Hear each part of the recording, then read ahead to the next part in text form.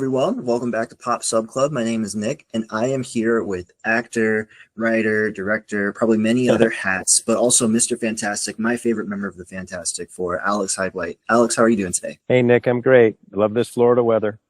Amen to that. You're chilling way more than I am right now. I'm stuck in my dark Uh, office so that I I don't had get overexposed. 2 hours of tennis this morning, so this is my cool down. That is fantastic. I love that. Well, I mean, obviously we're here for the Fantastic Four, but I am the type of interviewer that doesn't like to just talk about, one thing. I want to explore you as a person. And I have actually picked up a copy of your book and I was looking through the beginnings of it online because it hasn't gotten to me yet. And Oh, I was really fascinated with just, your origins in acting, the fact that you came from an acting background. hmm And one of the things that really stuck out to me was your admiration for research before a role.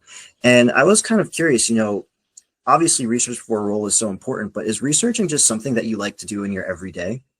well, I like history, and I think it all stemmed from the fact that I was accelerated through school a lot, and I jokingly say that I probably irritated the teachers. But in reality, I had wonderful teachers in the Palm Springs public school system, and I just had a grasp, and I could read early, and I could speak early, and they were small classes, and so they kicked me ahead a couple of grades. And as kind of strange that was, I was thrust into the world at age 16, and I wasn't finished sort of learning. I was curious. I was a very curious young fella, and I didn't really want to go to. I tried Georgetown University, and it was such a good school. I got in there at 16 years old. It was such a good school. I learned everything I needed to know in 1 year, and that was it. So forget it. Froze my tush off from the desert of Southern California. So, I was left with very, few choices, and gravitated sort of reluctantly in a backward fashion to what I knew as a kid. My dad was a British actor. He was, considerably older, but he was still in the last 20 years of his working career, and I would tour with him as a youngster backstage, and I understood the dynamics. The most important thing about or life in the theater is you have to you get along with people. Now you don't have Mhm. to get along with them, but you do. You get along with them because you know you're a collective, kind of in a funny sort of way that they've done so well with this new Fantastic Four movie. There's a collective energy to the four that you Yeah, just can't deny, and absolutely. and then you sort of and then you just simply try to entertain and engage with the audience. So I found that I was a fan of, I suppose, history, uh, what had come before, and whenever I was given a part that had a reality to it, like one of the first early roles was playing an Olympic runner in the 1896 first modern Olympics, a recreation in '83 to coincide with the '84 Olympics, and of course that was in Athens in 1896, Mhm. the first modern Olympics, and I was playing a Harvard runner, and there wasn't a lot of. It's not like he went on to be the governor of Wisconsin or anything, but there was a historical reality to it, and in a way that sort of freed me. And then later on, I played a Civil War, a real guy, a Civil War captain on the ironclad in Merrimack. He was a real guy. Not that I'm playing Lincoln or a real well-known figure, but there Yeah. was a reality to it that sort of freed me, and I liked that. And uh, I later on, now that I'm sort of producing and narrating audiobooks, funnily enough, I found, Nick, that my favorite genre is historical fiction. Really? Yeah, but well, I mean, all history is fiction, really. I mean, you're a writer. When the what is there's a episode in my book, I think, when the myth becomes reality. It's called Print the Myth. Mhm. Which is never a greater example than our Fantastic Four story. Yeah. Uh, and so, no, I like historical fiction as an audiobook producer or narrator.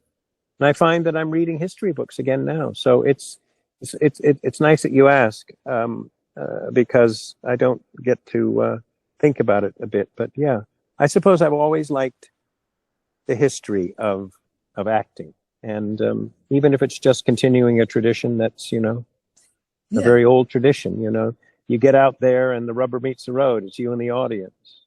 It's something magic about that when you hit that connection, when you hit that stride where you can tell that you have the audience and the audience has you, and you can just make it happen. I think history proves the importance of that as well. Which is hard in film, Mm-hmm. because aside from the 20 people on the set with you who are looking at their watch hoping that this shot's almost over, it's hard to you sort of have to, working with the camera is that kind of connection.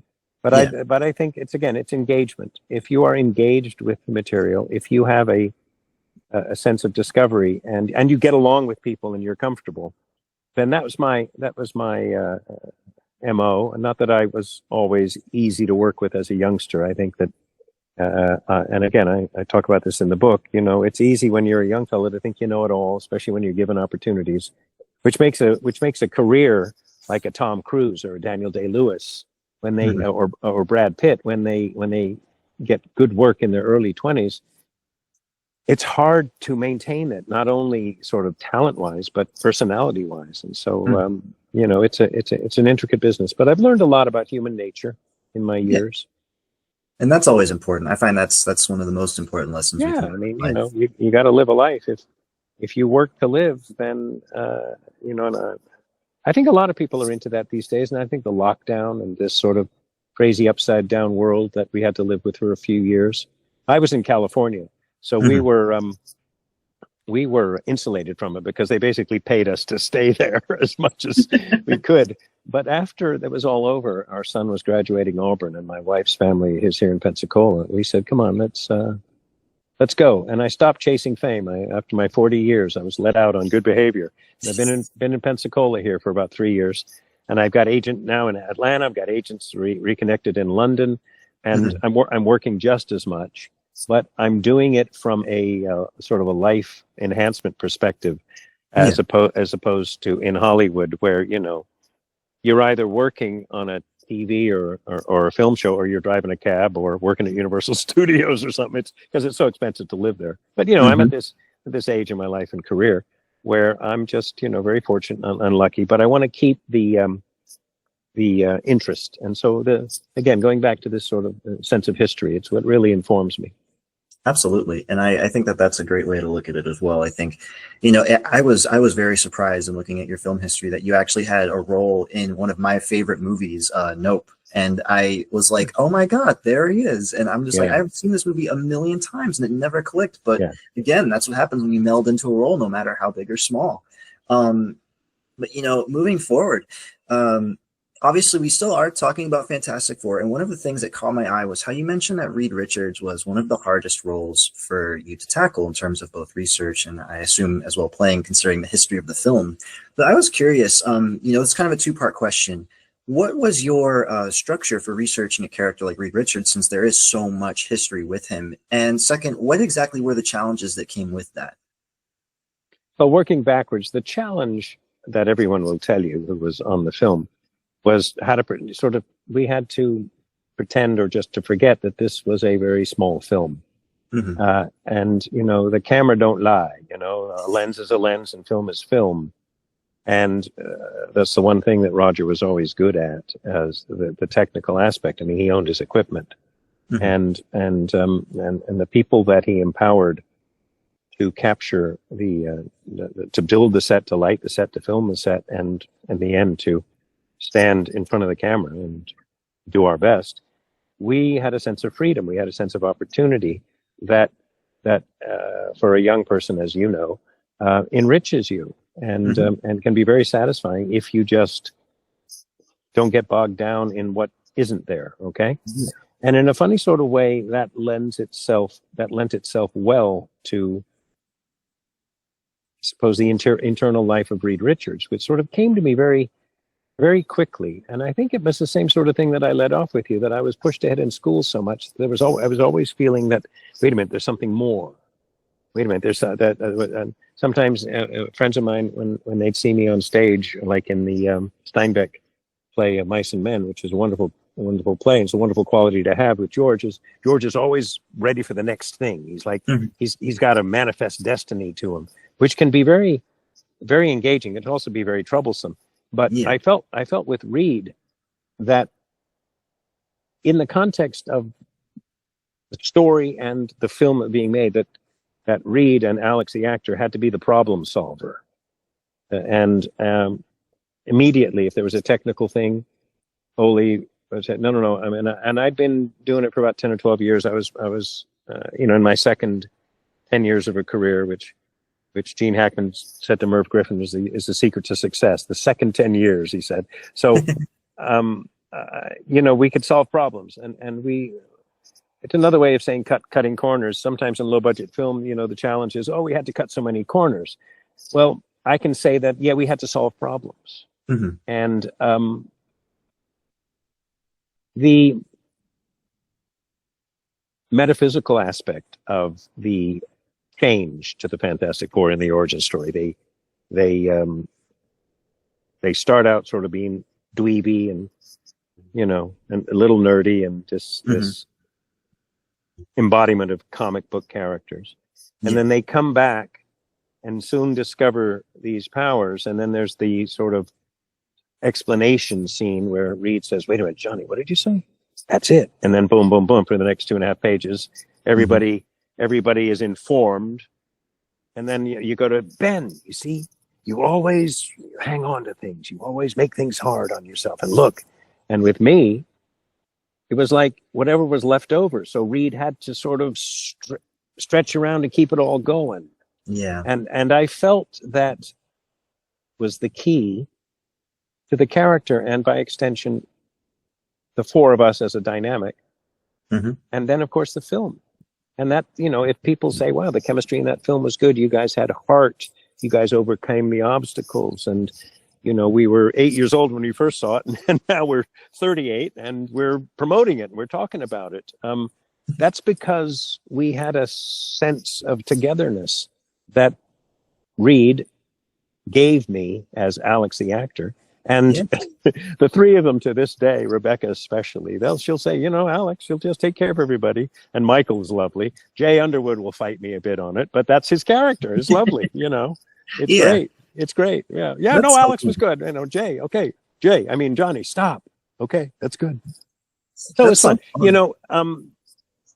It was, I don't know. Have I said it was a hard thing for me? I remember it coming, it came to me very easily.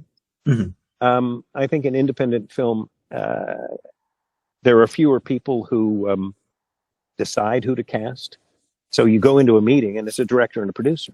It's not like staff writers on a show, 8 guys and somebody's girlfriend, and who knows, politics, right?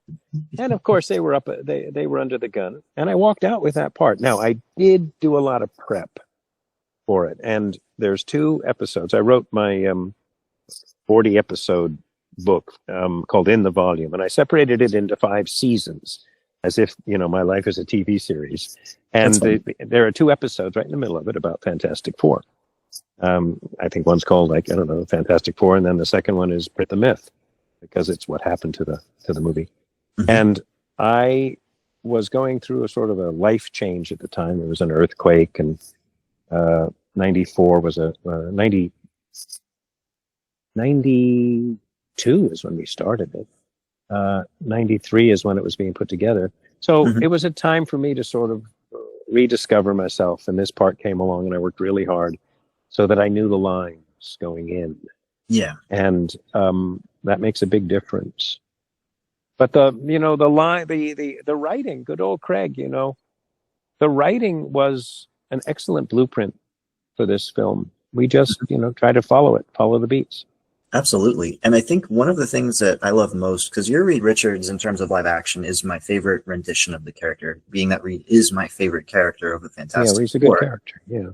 The one thing that I haven't seen until Pedro Pascal that you mastered so well with the character is that everything Reed says and does not waste space, which is ironic for a character who can literally stretch to fill all available space if needed.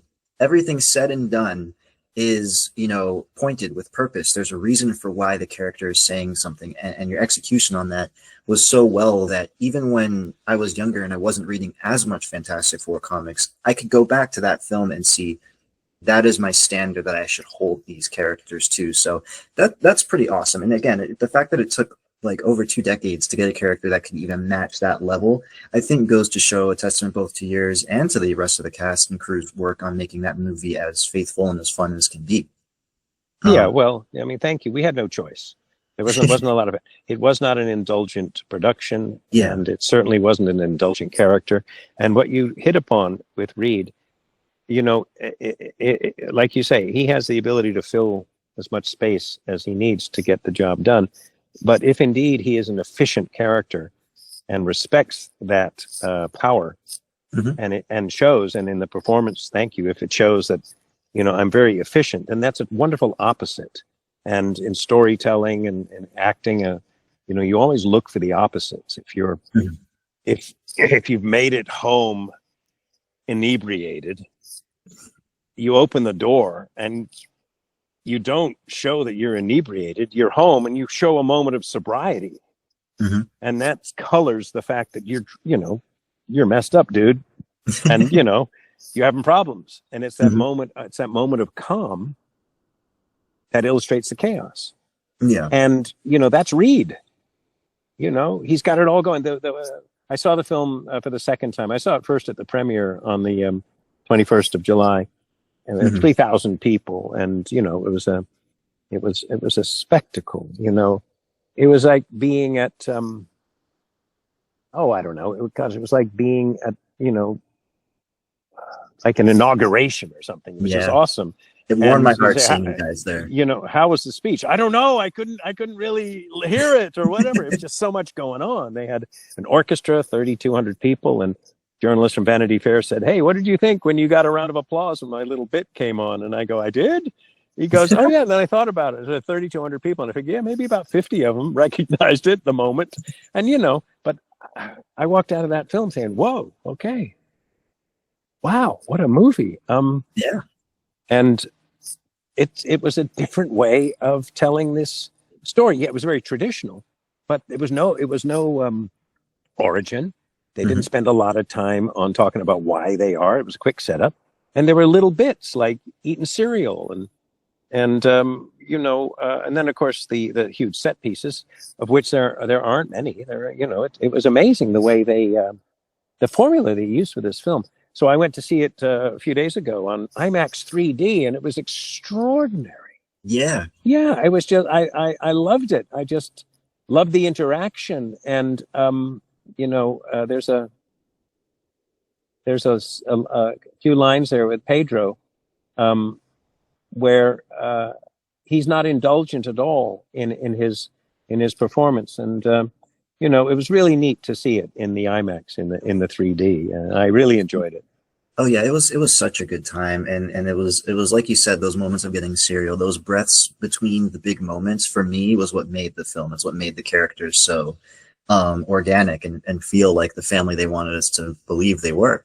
So yeah, that film is a blast. I've seen it twice myself, and it just it was something I waited for years, and it was great. And your character showing up, like your part was so fun because I was telling my fiance, I was telling my friend, like whenever I found you guys in the movie, I'd like nudge them and be like, "That's them over there." Yeah. And Well, I love that because even Rebecca was telling me your film helped them create the structure for their movie, and I thought that was just such an awesome testament and just further proof that I feel you guys should hear more consistently that this movie was something special. well, it's like I said earlier. They were 8 to 15 years old when they saw this movie. Okay, and now they're in their 40s. They're running Marvel, Hmm. and they they needed they wanted us to be a part of it because it helped them solve the problem. Okay. Yeah. And we had to make a big story into a small movie. We had a small movie to make 35, 34 years ago, whatever it was, 30 years ago. Hmm. We had to make a small movie and tell a big story. This time around, they had to make a big movie, but they told a small story. Aside from the galactic threat, there weren't a lot of threats in the movie. Yeah.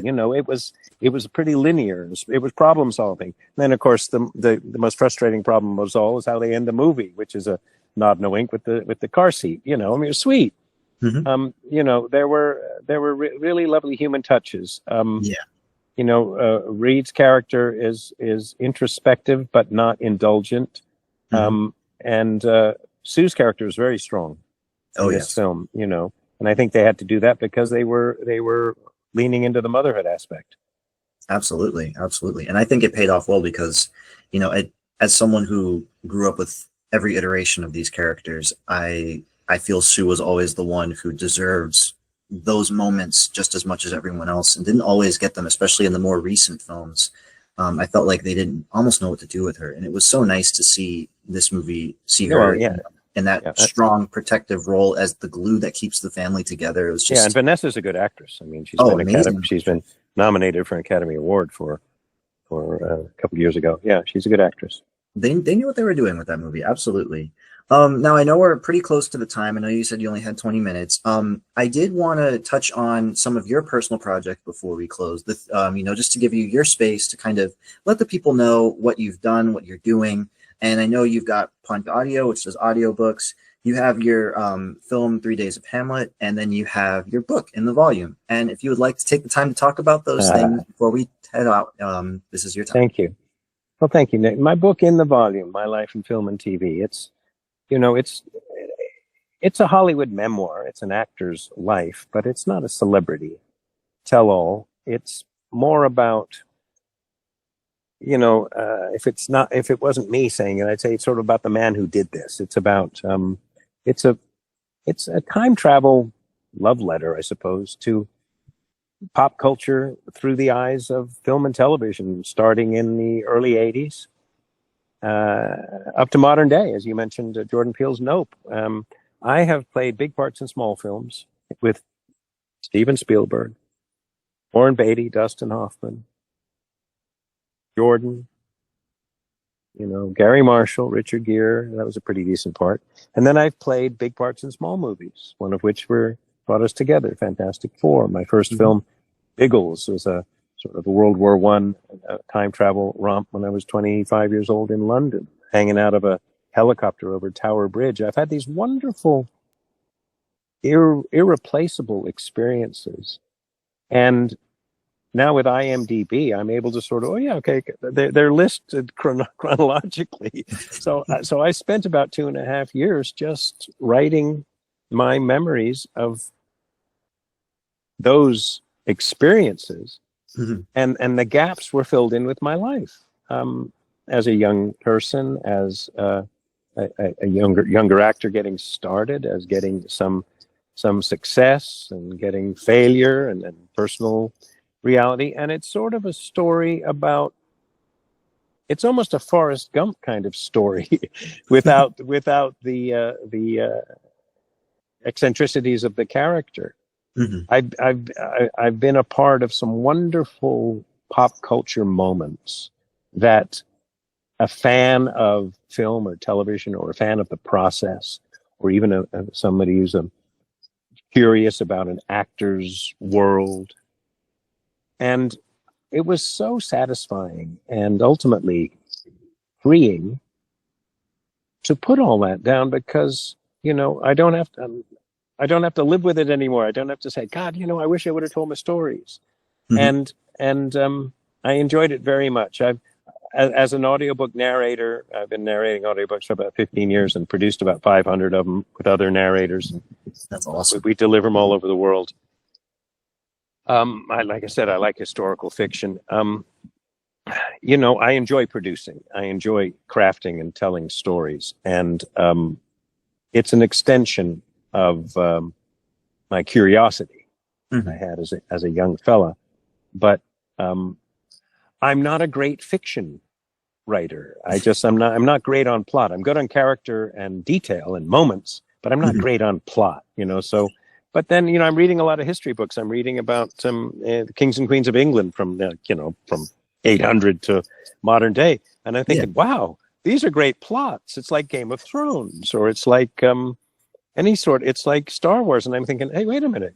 You don't have to be good at plot. You just have to be good at history. The plots are here. It's deceit, it's skullduggery, it's sex, loves, rock and roll, or whatever. I mean, so I like nonfiction, and I think I'm a pretty good nonfiction writer because I have a great sense of detail, and I'm not afraid to sort of speak a truth. Yeah. And that's what In the Volume is. It's an actor's journey from from early days to modern day, and I might have to go back and add another couple of chapters, because this Fantastic Four coming back to us in such a thank you way is really deserving of an epilogue, isn't it? Hey, I'm not going to say no to that. I would love to hear that. Well, thank you. Yeah, absolutely. Yeah, I'm easy to find. Alex Hyde-White. If you can spell it, you can find it. Anybody who is interested in getting a signed picture with from maybe the Fantastic Four movie or anything else I've been in, or signed copy of my book or stuff, I just sell them at list price. Happy to engage. I do a couple of conventions a year. I'm going to do the Pensacon fan convention here in Pensacola, because it's just down the road, in February. Yeah. And I think I'm going to have Michael Bailey Smith out with me for that. We might even show the Fantastic Four movie. So, if you want to come up to Pensacola next February from Orlando, come on up. That sounds pretty fun. I think that would be an unforgettable experience on my part. Yeah, and hopefully for you guys too. That'd be fun. You can cover it. Yeah, that's true. That could bring your crew. My crew, all of me. I'll bring me and my fiance, and we'll be there with girls on and Fantastic Four shirts. I'll hook you up with a sound man. That'd be awesome. Indiana Jones. That is something I did not expect to see your name on, but I am a huge Indiana Jones fan. I love adventure movies. I love sci-fi, all of that. So what's something about that you can tell the audience that maybe you haven't said before? I'll tell you exactly. I'm a relationship guy. So when somebody calls you up, when Grant Curtis calls me up, he said, "Hey, I'm back in my office. So how are you?" I go, "Where's your office?" He goes, "Well, actually, I'm in London right now, out at Pinewood." And I said, "Well, aren't those the best profiter rolls for dessert in the world?" He goes, "God, they sure are." So, I'm a relationship guy. Mm-hmm. And it started early on with Stephen. They needed somebody who could embody the character of Sean Connery as a 30-year-old man, because it wasn't going to be Sean. He wasn't going to come out to Alamosa, Colorado to do it. And there was no guarantee really that I was going to be in the movie, but they needed to embody the character because River Phoenix is running in, and he's got to talk to somebody. So they ended up, they were always going to use the back of my head, but they decided to use my hand because that's what I did in the rehearsal. And Stephen was fighting a sunset, and of course Stephen, he's still a young man then, but he had the finest crew. Most of them were English. Because they started out there in England, toured the world, making The Last Crusade, and there's this wonderful house in Antonito, Colorado, near the New Mexico border. That is now it was a boarding house. It was a B&B or something, and now it's got a sign on it saying Henry Jones Jr. and the guy gives tours. And I was up there working in New Mexico, and I went up there to drive, and I went back in. And it's this lovely house, but the window doesn't face west. And so when it came time to shoot my bit, they built a little 3-wall tent with a window, and they put me in front of it in the desk, and they set the camera up. And then Stephen said, "Okay, we got about 22 minutes. Otherwise, we're back here same time tomorrow, because the star of the shot is 96 million miles away. It's the sun, isn't it? Setting on the horizon." It's so funny. So it was him and me on director's chairs, and I was talking to him about Close Encounters. My goodness. And I liked that movie. He goes, "Yeah, it was pretty good." And okay, let's do the scene. Let's rehearse, Junior. And then, oh, good. Okay, guys, Bernie, the hand. Alex, do that again. So the hand, that was set, and it was just boom, boom, boom. Okay. So you look at it on the outside, and I remember my agent said, "You really want to do this? It's like 3 days, and you're hardly in the movie." And I go, "Excuse me, can you imagine what this call sheet is going to look like? George Lucas, Steven Spielberg, Harrison Ford, Sean Connery, rapped, whatever. So it was a relationship, wasn't it? And it was Yeah, a fun experience. And I helped Stephen get that shot before the sunset. Okay, so that has enormous value to me. And absolutely. then smash cut to that would have been what, 89, I think. I think 2003. When is that? 14 years later. Oh my goodness. I'm at this little Lacey Street studio, which is a small independent studio. That's almost like Roger Corman's used to be out in Glendale. And Janusz Kaminski is the cameraman. It's Chris Walken's first day on the movie, Natalie by Leonardo. And we're in this sort of 12 by 12 bedroom, setting up the shot. And it's a lovely story in the book. When I talked about my book earlier, it's recalling these moments. This is a before moment. We're standing there. He's introducing it. This is Janusz, cameraman. This is Chris. Welcome. Leo, Natalie, and Alex should be here any moment. And I'm standing right there. But I got like this, almost like a members only jacket, like a fob watch hanging down. I don't know what I was thinking. But he says, "Oh, Alex, yeah, welcome." He said, "I thought you were a cop," because he thought that was like a badge I'm wearing. I go, no, sir. He says, "Well, welcome." I said, "I'm glad you're here." I said, "Thank you." And he said, "Okay, he says, Stephen, before we get started, can I just say something to you?" He goes, "Sure." "Junior, count to 20. And he goes, "No." I go, "Yeah." He goes, "What, in Alamosa, Colorado?" "Oh, yeah." He goes, "Oh my God. Welcome, Alex. Indiana Jones." And he knew immediately. That's awesome. And then we rehearsed the scene, and then we break, because it's the old days. It was still film cameras. So you'd rehearse the scene, then you'd have 30, 40 minutes while they set up the lighting, as opposed to digital camera. You just say, "Okay, let's go." And so, we walk in the back to makeup or whatever. And he said, "Alex, I didn't make the connection. I just liked your audition for this part," right? And I said, "That's okay, sir. I've seen all your movies too." And and it was a wonderful way. And it's a relationship. He knew he liked me because 14 years ago, I helped him out at a fight in the sunset. You know what I'm Yeah. saying? And it was a subconscious connection. And of course, and then he used me again in Tintin for a part that really wasn't a part, because it was motion capture. And it was early on in the film as a stall holder, but nobody really knew what they were doing in the mocap film. They had to figure it out, but it was fun. So I've worked with him 3 times in 3 completely different ways. And, that's kind of the impetus. One of the reasons I think I thought about the 3 days of Hamlet, because I remember writing, maybe about 2008, 2009, I was just writing a memo to myself. It was like, 3 days with Spielberg, and then was these 3 movies: Indiana Jones, Catch Me If You Can, and Tintin. And what peak moments, they were all like 3-day jobs, peak moments. In a 40-year career, I've got these 3 peak moments. I'm like a mountain climber, and then I thought, wait a minute, there's Pretty Woman, there's others. And the whole idea of doing the Hamlet movie, which is a part that's always eluded me, and I was 50 years old. And you can play Hamlet when you're 50 as long as you look good. And it helps that I played Romeo when I was 20. And I just had this idea to do a stage reading over 3 days. And it was the 3 days with Spielberg, with River Phoenix, Leonardo DiCaprio, and then, him and Peter Jackson and Tintin. Yeah. That gave me the idea to break it into a 3-day staged reading. And so, life experience has a way of blending with itself to create content. It's not singular focus. And Stephen's, I have a great working relationship with him. Is that, whenever he's wanted, I've been able to deliver, and that's a great feather in the cap for an actor. Absolutely. And then I felt the same way when I was with Jordan for a few days playing that English TV producer who sort of lets him go on his journey, but he's not quite nice to him, very much the same way. He had Hoyt van Hoytema. He had Universal Studios complete backing just Hmm. like Steven did and Steven still does. And I asked Jordan, I was saying, have you gone? Because Amblin is right there on the lot where we were filming.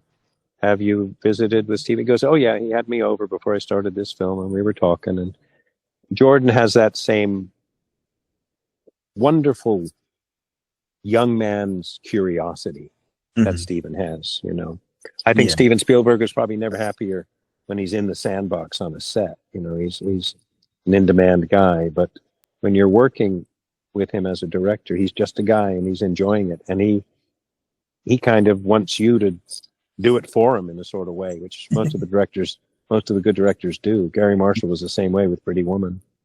That's awesome. And as Yeah. someone who's like, my favorite film is Jaws. I love Nope. I love Spielberg's my favorite director. So hearing these things and these comparisons, and not only does it solidify my thoughts I had in regards to Peele and Spielberg and like their work ethic shows in their films, but I think all of this is also a testament to what you said before about human nature. You build connections with people, and they remember you based off of those almost like subliminal memories, Yeah. of Yeah. whether it be like Yeah. great work ethic, great attitude, Yeah. things like that. And I think that that's so cool that your stories kind of represent like your words in action. Like you're not saying anything that you can't back up with in that state or in that perspective. And I think that And I that's think really cool. I think they're translatable. They're not relevant only to a film actor. They're also relevant Yeah. to a person to a person who sort of has had sort of several different careers or work experiences.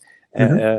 But there's a common thread, whether it's a spiritual thread or a family thread, or the darker side, an addiction thread. There's something that has been consistent in your life Yeah. that you had to learn how to live with. And only when you learn how to live with it can you overcome it. Hmm. For obvious reasons, if it's something dangerous to you and you live through it and you learn to overcome it and you've mended your ways, that's a wonderful story. And that's a well-told story. It's a hero's journey. But Hmm. for me, it's sort of, I had to learn how to live with a life of intermittent success in my chosen field. And I'm sure there were many, many times where I would go into a job opportunity or to a second or third audition and I wanted it so bad. But why? Well, because it's great part, it's good work, and it gives me, and what else? Well, it gives me a sense of purpose, and it gives me sense of self-worth. And oh, okay, you're starting to get into difficult territory there. Yeah. And you can't just say to somebody, you have to believe in yourself before other people believe in you. Um, you know, I think the only way for an actor to sort of overcome that Kobayashi Maru is what Michael Caine said. Film acting is about honesty. And if you can fake that, you've got it made. You just they have to think, they, they have to think that you are the way they will solve the problem. Hmm. Okay. And with Steven, the problem was solved. It took me 2 auditions. One was the Mike Fenton, great casting director, went in normally and would read the lines like this, doing your account. And then he called me back and said, Stephen likes you, but he needs to see how you'll do it with your back turned to him. So, I had to do the same thing. Junior, count to 20, whatever it was. And, and then I'm there. So I solved his problem. Hmm. I solved Kevin to jumpstart to get right to the end here is the same thing that you're talking about, the sort of relationship and subliminal connection. It happened most slightly unexpectedly, but most charmingly with Kevin Feige at the premiere a couple of weeks ago. That's awesome. Because we're all in the sort of the same area, and my son is just in graduate school at USC in the Annenberg School of Journalism, and they're all USC guys. Kevin Feige was a USC film school guy, and a lot of Hollywood is. And we were right there. And, I said, hey, Kevin, can I introduce you to my talk? And then for like, I don't know, 5 minutes, 6 minutes, whatever, you're talking. And he's saying, just like you're saying, I really liked your film. And I even saw the documentary. I go, yeah, the documentary is all right. They kind of dissed Roger a bit. But, oh, did they? Yeah, I guess. Okay, whatever.